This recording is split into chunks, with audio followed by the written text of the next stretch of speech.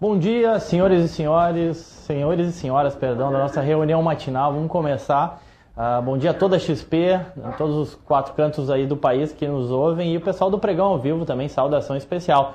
Bom, temos bastante coisa para comentar. Aparentemente os mercados não estão bem negativos aí, começando a sexta-feira meio que de mau humor, mesmo com dados positivos vindos da China. A gente teve uma bateria de indicadores na China que em tese poderiam ajudar o mercado, mas aparentemente não estão sendo muito market mover não. Tá? E nesse contexto a gente vê as ações europeias aí em queda e os futuros também apontando para uma queda. A gente tem indicador importante na agenda por volta da 1 da tarde, então quem quiser almoçar tem que almoçar cedo para voltar meio-dia e 55, 1 hora da tarde. Ali tem 2 indicadores importantes e para falar sobre esses indicadores a gente vai chamar com o Chico Francisco Alves. Cadê o Chico? Fala aí, Chico, bom dia. Muito bom dia, meu caro Will, muito bom dia, XP, muito bom dia a todos. Nós teremos, na verdade, 3 indicadores hoje na agenda nos Estados Unidos. Às 11h30 da manhã, o índice de preços de importação, 12h55, Universidade de Michigan, disponibilizando aí o índice do sentimento do consumidor, dado preliminar de novembro, e às 13 horas, 5 minutos depois, Departamento do Comércio com as vendas no atacado de setembro. Portanto, estes 3 indicadores, 11h30, índice de preços das importações, Michigan 12h55, atenção para o horário, e 13 horas vendas no atacado. E na Europa nós teremos aí ao longo do dia, no Chipre, um encontro, a reunião do grupo dos ministros de Finanças e da Economia da União Europeia, o conhecido ECOFIN, sobre o orçamento do bloco. Eles vão deliberar, discutir o orçamento do bloco no Chipre, meu caro Will. Verdade, indicadores importantes, especialmente essa reunião, né, na Europa, que pode trazer volatilidade. Então, Chico, mais alguma coisa? Não, aparentemente isso. Apenas na segunda-feira, meio feriado nos Estados Unidos, Veteran Day, ponto facultativo, mas os mercados deverão funcionar normalmente. O mini S&P, o S&P em Chicago, na CME, deverá funcionar normalmente.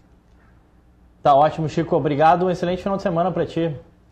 Um bom dia a você também, um bom dia a todos. Bom, pessoal, falei dos dados positivos da China. A gente viu a produção industrial chinesa aumentar, ou crescer 9,6%, o mercado esperava 9,4%, isso mesmo.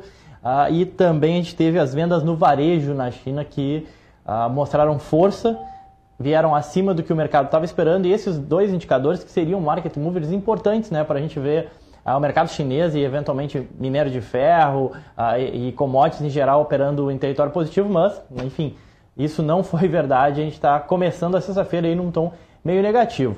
Bom, a safra de balanço ela é intensa, enfim, tem balanço hoje para falar de muita gente, tem notícias, enfim. Para começar falando sobre agenda de resultados, vou chamar o Diego, lá diretamente da nossa área de análise. Ele vai comentar aí, tem Estácio, tem Eucatex, tem Time for Fun, enfim, tem bastante coisa para o Diego comentar. Cadê o Diego na tela? Fala aí, Diego. Isso aí, bom dia a todo mundo, bom dia, Will. Então vamos tentar resumir aqui, saíram muitos resultados, então a gente vai tentar resumir aqui para vocês um pouco, começando por Time for Fun, empresa que a gente tem na carteira Small Caps. O pessoal realmente bateu muito nela nesse último mês.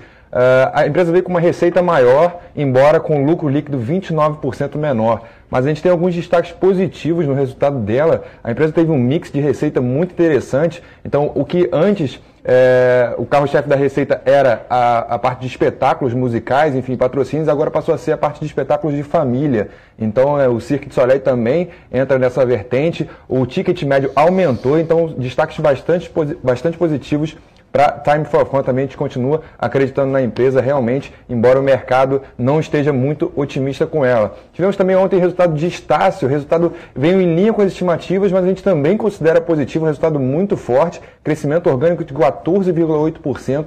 A empresa conseguiu aumentar muito seu EBITDA e bastante também o lucro líquido. Isso é especial se a gente considerar ainda que ela não é tão atuante em aquisições, tão fortemente atuante em aquisições quanto as concorrentes. Então a Croton e a Anguera saem muitas compras, fazem aquisições pesadas. A Croton só no último ano adquiriu empresas no valor de 1,8 bilhão e a Estácio ela tenta focar realmente no crescimento orgânico, no aumento da sua base de alunos.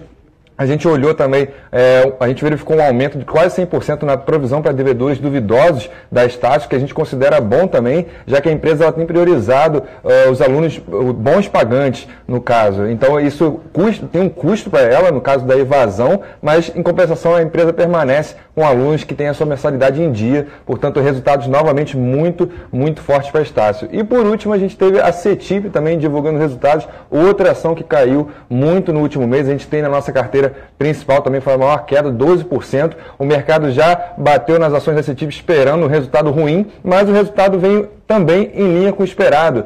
De fato, a unidade de financiamento ela teve uma retração em relação ao ano passado, mas em relação aos outros trimestres desse ano ela aumentou. Portanto, o mercado pode encarar isso como positivo esse ano. A parte de custódia e liquidação também apresentou uma boa expansão. Então, já que a empresa sofreu muito no último mês, agora a gente acredita que por ter melhorado em relação aos últimos trimestres desse ano, a ação reaja positivamente ao resultado da CETIP. E por último, o Eucatex, ontem a Exame publicou que a agência Debtwire falou que a Eucatex pode comprar Porto Belo, uma empresa de materiais de construção com uma rede de varejo muito grande, e se isso de fato se confirmar, lembrando que são apenas rumores, se isso de fato se confirmar, seria uma notícia positiva para a Eucatex, tá? Já que ela estaria botando para dentro uma empresa que vem se recuperando muito bem no mercado de material de construção e também tem uma rede de varejo muito grande que possibilitaria a Eucatex colocar os produtos dela na prateleira de uma forma mais intensa e também através de um canal próprio. Mas lembrando que isso é só rumor e também lembrando que a Eucatex está no meio de uma reestruturação societária para participar do novo mercado, portanto, olho também nas ações da Eucatex. É isso, Will. Obrigado. Valeu, Diegão. Obrigado. Bom, notícia importante da Vanguarda Agro, VAGR3, a antiga Ecodiesel, né? Muita gente conhece, lembra da Ecodiesel, enfim, VAGR3, papel que vinha negociando aí na casa dos 34, 35, 37 centavos. Bom, teve a notícia da entrada da Gávea Investimentos no capital social da empresa, com assento no conselho, ou seja, participando ativamente da vida futura aí agora da Vanguarda. Então vai ter um aumento de capital da ordem de 350 milhões, Gávea já se comprometeu em subscrever. E o que a gente entende dessa notícia? Acho que é bem positivo para a Vanguarda. Obviamente que existe o efeito de diluição, ou seja, a entrada de um novo acionista, novas ações sendo emitidas, mas em contrapartida, e eu acho que o mais importante é o indicativo, enfim, de que a Gávea Investimentos, fundos de investimentos da Gávea, vem valor na Vanguarda, e essa entrada também dos 350 milhões é entrada de dinheiro em caixa para a companhia, ela que tem uma dívida elevada, e uma dívida bastante concentrada no curto prazo. Então, acho que o efeito é muito mais para ser positivo para a VAGR do que negativo, tá?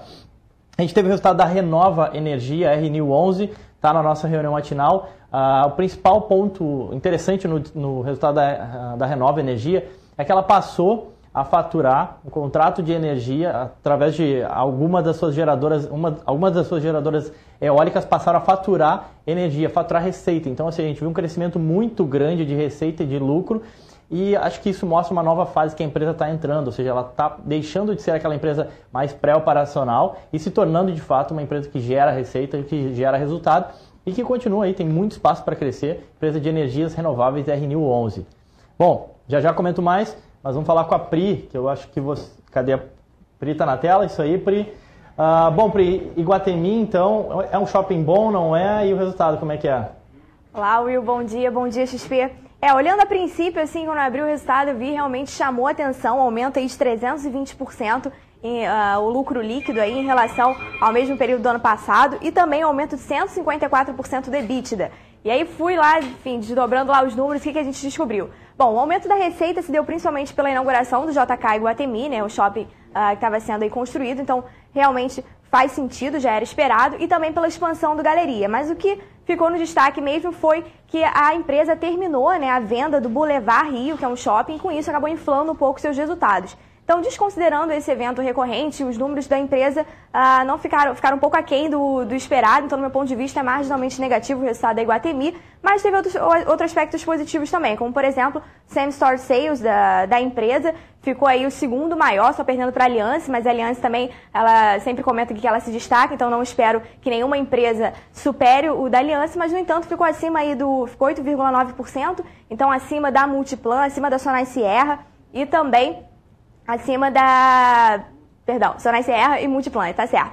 E, enfim, então, aspecto positivo do Same Store Sales, só chama atenção mesmo que nesse resultado ela foi impactada positivamente pela venda do Boulevard Rio. Então, espera aí uma sessão marginalmente negativa para as ações da empresa, que é a IGTA 3. E lembrando também que ela fez desdobramento de ações, né, tentando aumentar um pouco a liquidez. Então, quem era acionista dela já teve ações aí virando duas, né? Foi de 1 para 2. Então, o evento também bem recente da Iguatemi. Will, deixa com você. Tá ótimo, Pri. Obrigado. Bom, a gente tem resultados importantes. Primeiro, falar da MRV. A gente vai enviar um flash, então logo a gente acaba aqui, a gente consegue enviar um flash para vocês. O resultado de MRV é aparentemente neutro, tá? Sem grandes surpresas. Não, a gente não espera nenhuma reação muito positiva do mercado não ao resultado da MRV. E o resultado de Mills, resultado forte, resultado positivo. A empresa segue na sua toada de crescimento, frente, enfim, aquilo que vem mostrando. Só é uma empresa já relativamente cara, mas pelo menos entregou resultado, tá? Então não teria nenhum motivo para realizar, muito pelo contrário, o resultado foi bom aí da Mills. Já comento a OGX para manter todo mundo preso aí na cadeira. Enfim, eu sei que tem muita gente querendo saber de OGX, mas antes de falar de OGX, vamos falar com o Lauro, radar técnico na tela.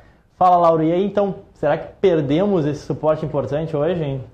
Bom dia, William, bom dia, XP. Realmente, na terça-feira, o mercado fez uma movimentação bem positiva, bem altista, mas reverteu na quarta e na quinta. Agora a situação volta a ficar, vamos colocar assim, indefinida para negativa, mas se perdermos ali, cadê meu gráfico do Ibov? Se perdermos ali o suporte em 57 mil pontos, aí sim a situação volta a ficar bem mais negativa, teremos outros suportes abaixo, mas com isso a pressão vendedora deve dominar o mercado. Se voltarmos a subir, o fechamento da última terça-feira, que foi aquele dia bem positivo, servirá como resistência. Então esse fechamento foi na casa de 59.500 pontos, então essa é a resistência do nosso Ibov. Ok? Para hoje, show de olho aqui em dois ativos. Cadu, filma aqui, por favor. CCR3. Filma aqui, Cadu, por favor. CCR3 ontem ameaçou romper essa resistência em 18,35, mas fechou abaixo. Vamos ficar de olho aí para um possível rompimento desse patamar de resistência em CCRO3. Também estou de olho em BISA 3. BISA 3, que vem testando aqui uma zona de suporte bem importante em 3,46. Se esse patamar de suporte for perdido, poderemos ter uma boa oportunidade de venda. Ok, William? Já estamos vendidos em MRV e em Rossi, e BISA 3 parece que vai seguir o mesmo caminho, mas vamos esperar perder o suporte. Se perder o suporte com queda de força, poderemos sim ter uma boa oportunidade de venda. Vou passar a palavra agora, William, para o Guto, para o Luiz Augusto Seravo, que vai falar sobre as opções. Fala aí, Guto. Vamos lá, bom dia, Lauro, bom dia, William. Fala, Gutão. Vamos lá, pessoal. Falando um pouquinho, tá, de long and short, hoje já comecei a rodar de manhã, já tem 2 long and shorts bem tradicionais, tá, bem conhecidos aí do pessoal que vão aparecer. Setor bancário e mineração. Por enquanto, só isso, tá, que a gente vai ver como é que vai desenrolar durante o dia.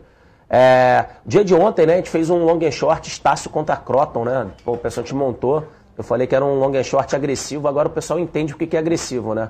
Abriu, foi quase 4%, bateu quase lá no stop e voltou, aí fechou aí quase 0,30 só negativo. Então, realmente, esse tipo de long and short, pessoal, vocês têm que começar a entender, tá? Que quando a gente coloca esse perfil para ser respeitado, tá? Então tem perfil agressivo, perfil moderado e perfil conservador, tá? Falando um pouquinho de perfil moderado, tanto esses dois long and short que eu falei do setor bancário, como o setor de mineração que a gente vai soltar, ele é moderado. O que significa o moderado, Will? Ele tende, tá, a andar no máximo durante o dia, no máximo até 5% no dia. É o que costuma a fazer durante o seu histórico, tá ok? Vamos falar também um pouquinho o seguinte, o que está começando a ficar interessante aí para montar long and short é Petrobras. Tá? A gente vai ver aí Petrobras contra a bola, vamos ver como é que se comporta. É um long and short que tem uma correlação muito boa, também começa a ficar interessante. Agora falando um pouquinho de financiamento, Will, a gente viu ali, o Lauro comentou, o mercado está começando a ficar um pouquinho mais pesado, né? Apesar de Vale ainda estar com as médias compradas, tá? A gente começa a jogar os financiamentos para dentro do dinheiro. O pessoal sabe o que é o porquê dentro do dinheiro. É que tem um delta maior, tem maior proteção. Né? A Petrobras, inclusive, a gente já tem posição vendida aí pelo Carrizo, tá? Então, somente posições dentro do dinheiro. A gente vai falar também de OGX. OGX também dentro do dinheiro. Vamos lá? Vamos lá, pessoal. Petrobras PRTLL 20 está dando 3,17 de taxa bruta para 6,74 de proteção. Temos a Vale L36 dando 2,35 de taxa bruta para 7,93 de proteção. E temos a OGX L40, que está dando 3,33 de taxa bruta para 18,87 de proteção. Will, vale destacar aqui que essa OGX, todo mundo sabe, tem uma volatilidade absurda, né? A gente tem uma posição vendida, né, em swing trade, e a gente diz o seguinte: se você tiver que montar um financiamento, pula aqui para Vale, tá? Não monte em OGX. Se você tem a carteira e quer fazer uma defesa, então sim, aí você faz uma defesa, vende dentro do dinheiro ou compra uma put. Eu particularmente, Guto, eu prefiro vender, tá? Call, porque eu não coloco dinheiro no mercado. Eu estou com tempo a meu favor e não com tempo contra mim quando eu compro uma put. É isso, Will. Tá certo, Guto. Obrigado, então. Bom dia. Bom dia. Bom, a Marta daqui a pouco vai falar um pouco. A gente tem a USDA, evento importante para as commodities hoje. Então, hoje é o dia mais importante aí da semana para as commodities. Ficar de olho, milho, boi, café, soja. Mas antes a gente vai falar sobre... Perdão, desculpa. Vamos lá para a nossa área de análise. Me perdi um pouco. Cadê? Quem está na tela? Quem vai falar agora? A Marta. Perdi um pouco. Sasaki está aqui, às vezes não está. Enfim, então vamos com a Marta, que é bem melhor do que o Sasaki. Bom dia, William. Agora sou eu que falo e na sequência vem o Sasaki falando. William, como você comentou, hoje a gente tem USDA às 11h30. Realmente esse é o dado mais esperado da semana, mais importante aí para o mercado de grãos. Isso aí vai trazer para a gente as informações de produção e produtividade dos grãos e oferta e demanda também. Isso aí deve ser um driver, sim, de mercado. Lá fora a gente viu a realização da soja, né? Isso aí foi um movimento mais técnico. O mercado tem trabalhado aí com bastante cautela durante essa semana, na expectativa da divulgação desse relatório. Aqui na BMF também deve refletir isso aí, e a gente imagina que o reflexo, a gente já espera o reflexo imediato logo depois da divulgação desse relatório, William. Fora isso, o mercado de boi aqui na BMF, queria comentar um pouquinho com o pessoal. Ontem teve bastante gente ligando, mandando e-mail para mim para saber o que está acontecendo, Will. Só queria abrir um pouquinho aqui, um pouquinho mais sobre esse assunto. O mercado físico e o mercado futuro estão totalmente destoados, tá? A gente está vendo o mercado físico de boi gordo aí subindo, né? O atacado também já apresenta preços mais altos. E a gente está sazonalmente num período aí que a demanda é mais alta por conta do final de ano, né? Tem mais festas, enfim, mais comemorações, isso aí aumenta um pouco a demanda pela carne. Mas aqui na BMF a gente está vendo um movimento oposto. Ontem a gente perdeu muitos pontos técnicos aí de segurar, de repente, uma compra. Então ele já está abriu em queda ontem, encerrou em queda, hoje já está trabalhando também em leve queda, está dando continuidade ao movimento. Então assim, eu imagino que o preço da BMF agora deve buscar encontrar médias altas para depois continuar e retomar o seu movimento altista, William. Mas o grande destaque de hoje realmente é o USDA para os grãos às 11h30. Vamos direto para o foco aqui na tela, por favor, Cadu. Esse aqui é o café ICF-Z12. Ele está bem lateralizado aqui, ele já encontrou o suporte perto das mínimas desse vencimento, mas ainda não tem força para romper resistência, então deve trabalhar entre 192,5 e 195,80. Esse aqui é o BGI X12, ele ainda vem numa tendência de alta mais de longo prazo. Se a gente pegar o gráfico semanal dele, ou mesmo traçar uma LTA no gráfico diário, ele perdeu uma de mais curto prazo aqui na sessão de ontem, e hoje ele já perdeu o suporte nos 99,60, e tem outra aqui mais importante nos 99,20. Tem essa LTB aqui, William, que ela também é bem importante aqui para a gente. Ela deve testar essa linha aqui no rompimento dela. Aí sim ele pode dar uma esperança aí de movimento mais altista, pelo menos aí de curto prazo.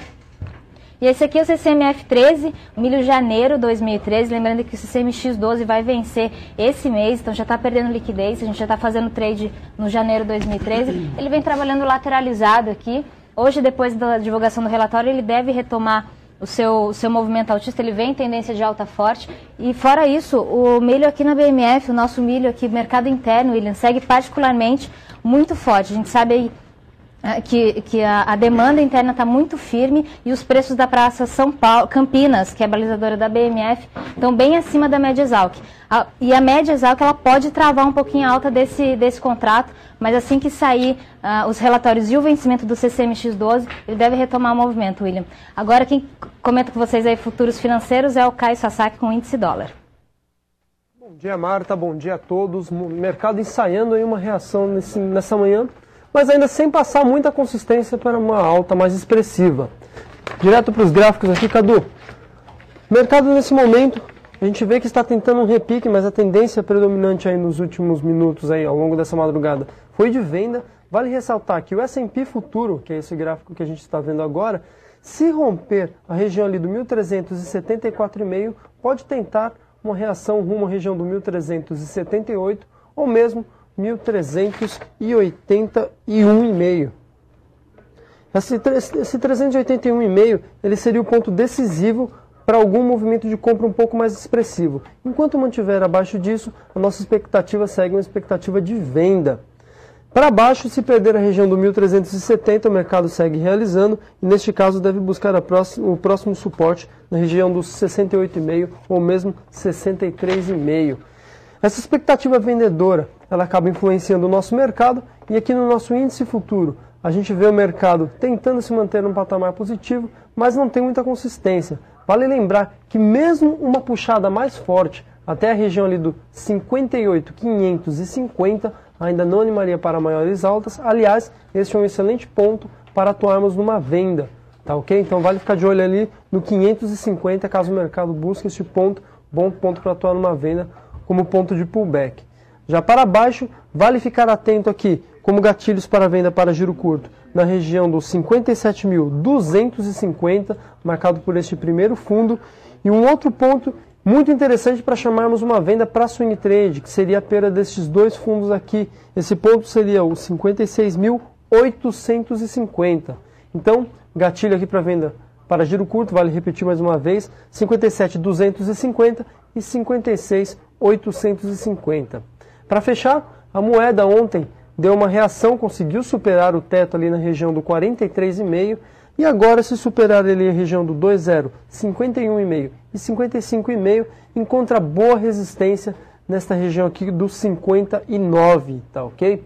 Na contramão, caso a moeda volte até o 43,5, ou mesmo caso ela volte até o piso dessa acumulação, lá no 2,0, 38,5 com 35,5, ainda não dá sinal para maiores quedas, a expectativa segue ligeiramente mais compradora. Vale lembrar que num prazo maior a moeda ela segue totalmente lateral e totalmente indefinida. Então, para operações mais longas, não temos nenhuma definição por enquanto. Para fechar, ontem os estrangeiros atuaram numa venda de aproximadamente 1.800 contratos no dólar. Com isso, a posição total agora segue vendida em 51 mil contratos. Com relação ao índice futuro, ontem tivemos 5.600 contratos na venda, com isso a posição total dos estrangeiros vai para 42 mil contratos na venda. É isso aí, pessoal, um ótimo mercado a todos. Obrigado, Sasaki. Bom, vamos lá então.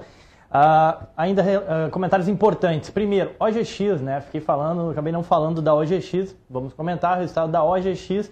No primeiro momento assusta, né? Tu vai abrir o Infomoney, abrir o exame e ver lá crescimento de prejuízo de 1.000 e tantos %. Foram 343 milhões de prejuízo, o que de fato assusta. Mas vale lembrar que uma parcela importante desse prejuízo decorre de eventos não recorrentes, no qual a empresa teve maiores despesas aí com poços secos e não comerciais, que ela contabilizou agora neste trimestre. Teve uma parcela também muito significativa desse prejuízo que foi financeiro, que foi contábil, tá? Que transita pelo resultado, mas não sai o dinheiro do caixa da empresa. Então o fluxo de caixa da empresa não foi tão afetado assim. Tá? De qualquer forma, a gente entende que o resultado da OGX ele tende a ser interpretado pelo mercado como negativo, tá? Uma vez que ela apresentou uma menor rentabilidade das cargas que ela vem executando. Até o Lauro brincou, né? Ou seja, quando a empresa não produzia petróleo, ela tinha um prejuízo X. Quando ela passa a produzir petróleo e gerar, de certa forma, a receita, acaba tendo um prejuízo que é 2, 3, 4 vezes X, acaba que isso é ruim e é mal visto pelo mercado. Mas, de qualquer forma, como eu já comentei, esse prejuízo na última linha ele é justificável. Mas, ainda assim, a gente entende que, de fato, o resultado não foi lá essas coisas. Teve alguns eventos positivos, a gente colocou na nossa reunião matinal, mas acho que a interpretação é negativa. E um outro comentário bem importante para BCFF. Quem conhece aí BCFF, hoje não é o primeiro dia de negociação da oferta do BCFF, tá? Então cuidado aí, hoje não é o primeiro dia, cuidado nas ordens.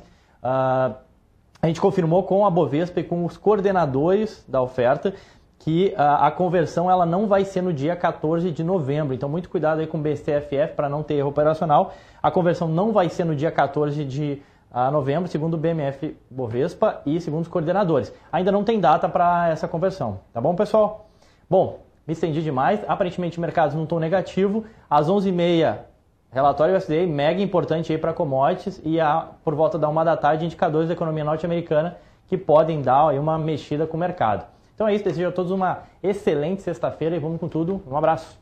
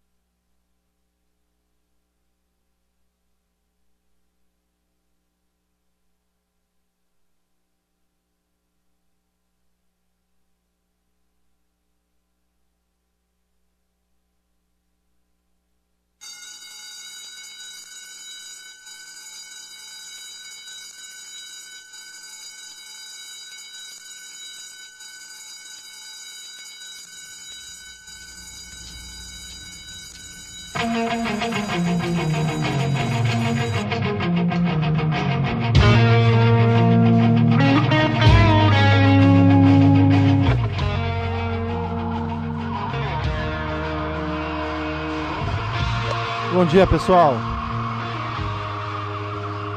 Muito bom dia, muito bom dia. Estamos começando mais um pregão, mais um dia aí na batalha. Esse é o último dia da semana. A galera no pregão ao vivo já começou a se empolgar lá. Fala bom dia, Tubarão, Brad Pitt na área, temos um Brad Pitt, que bom. Bom dia, Noé. Felipex, cadê a turma dos escritórios aí? Muito bom dia para vocês, estamos chegando no último dia da semana.